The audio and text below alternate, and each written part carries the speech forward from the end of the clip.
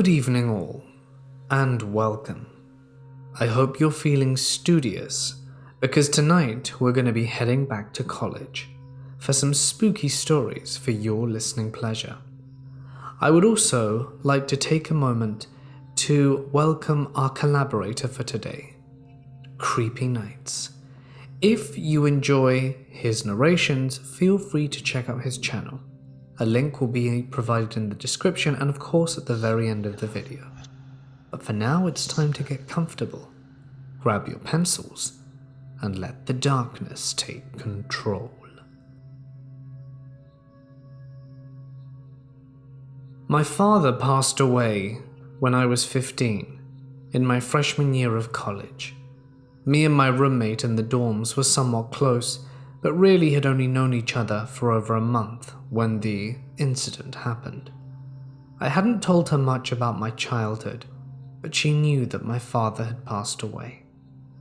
One day she woke me up and asked, "Did your father used to call you Maisie?"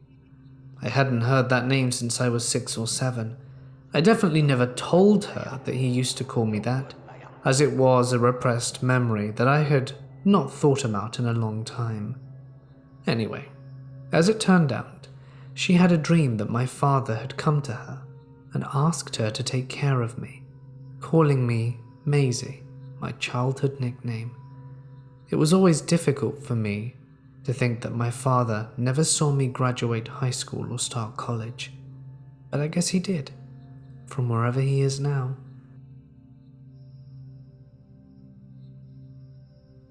This happened a few years ago, and I thought it was worth sharing, as this experience still remains unexplained.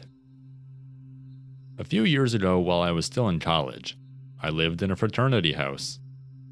The house wasn't insanely old, built around the 1960s, I believe, but it holds a certain reputation around campus that it's haunted by a woman named Susan, who, when the house was a sorority house in the late 70s, had hung herself in a closet located in the upper floor of this 3-story mansion. Legend has it that she did this because of a fraternity guy who broke her heart. The closet is located at the end of a small hallway on the 3rd story, surrounded by 2 bedrooms on either side. The bedroom on the left belonging to my friend Tony, and the bedroom on the right belonging to myself. The closet itself is now used as a utility closet, but the support beam that Susan supposedly hung herself still remains.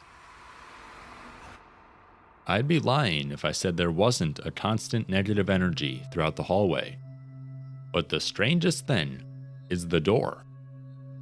It's a wood grain door, and on the outside of it, the darker part of the grain unmistakably creates a shape resembling a human figure in a dress. And the older guys claim that it wasn't like that when they installed it. I lived in this house for about 2.5 years, and along with the other members, had our fair share of encounters with Susan's activity. Some of us were believers, some of us were skeptics, including me, and the others were non-believers. But even those non-believers, there were occurrences that not even they could come up with an explanation for. There were countless numbers of paranormal encounters within the building, but here are some of the most noteworthy, some personal experiences, and some stories passed down. 2 members were sleeping in a bedroom after a long night of drinking.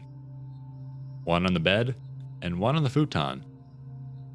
The one on the futon was having a nightmare about a woman who was trying to kill him, and the one in the bed was having a nightmare about killing other members of the fraternity. Eventually, the guy on the futon woke up to the one who was on the bed, above him with his hands around his neck. When the choker got thrown off and shaken awake, he had no recollection of what he was doing. Myself, along with 2 other members, were in the theater room chatting, and all of a sudden the light in the room got switched off. We all joked that it was Susan, but ultimately blamed it on faulty electrical work, and turned it back on. When it happened again, we thought it was strange, and urged Susan to turn it back on herself. When a minute passed and nothing happened, We decided to go upstairs, and as we were walking out of the room, the light switched on. A member was doing his laundry alone in the basement during winter break and heard a woman say his name from the shower stalls around the corner in the dark part of the room. Before I had turned 21, the entire house was gone at bars except for me and my friend. We decided that we wanted to pull a prank on the rest of the house for when they came back. My friend and I had turned every light in the house off, so it was extremely dark, with absolutely no luminance except for the red exit signs near the door. When we were in the kitchen joking about how creepy it was, the grand piano in the dining room played 2 notes that I will never forget that sent a chill like an ice spear through both of our bodies. A member was cleaning up after a party, and in the same dining room, he found a girl sitting at the table crying. He asked her if she was okay and if she needed a glass of water. When she didn't respond, he went to the kitchen to get her a glass, and he came back to an empty room. One time, I woke up in the middle of the night from a loud bang from outside my room. I didn't really think anything of it, considering I lived in this house with 20 other guys. But a few days later, when I opened Susan's closet to retrieve a vacuum cleaner, I noticed the inside of the closet was all smashed in, with wood splinters sticking out everywhere. I was later told that that is the same reason the door was replaced initially, and no one knew what caused it.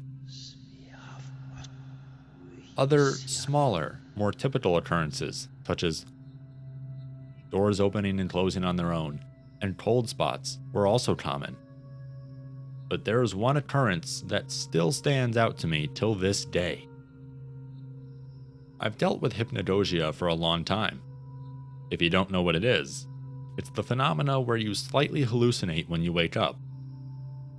What happened to me one night didn't feel like hypnagogia. It felt different, almost sinister. It was a regular weeknight and I woke up to a bright white light in the corner of my room. I've never seen this before, and I was immediately filled with this overwhelming sense of dread. The kind that makes you want to break out into tears. I was so terrified, and I had ran out of my room so quickly, I barely even had time to process what I had seen and felt. I walked a quick lap around the house to collect my thoughts, and eventually went back to bed. But that wasn't the weirdest part. I got up around 5 a.m. for class, and Tony, who was in the room across from me, remember, we're on both sides of the closet, was sleeping on the couch in the living room. I found this weird because he wasn't out there when I ran out in the middle of the night. I woke him up and asked him why he was out there. He explained to me that he was having a nightmare about a woman trying to kill him. And then he woke up to a bright light in the corner of his room. It scared him so much he refused to go back there and slept on the couch. I'm a South Asian female. This happened when I was in my first year of engineering and was almost 10 years ago. Harmless ragging was a thing back then, and as juniors we were asked for no more than to sing a song or imitate a professor. You know, silly stuff. This one guy, a senior named Adish, happened to come across me in one of these silly ragging sessions and apparently found me interesting and cute.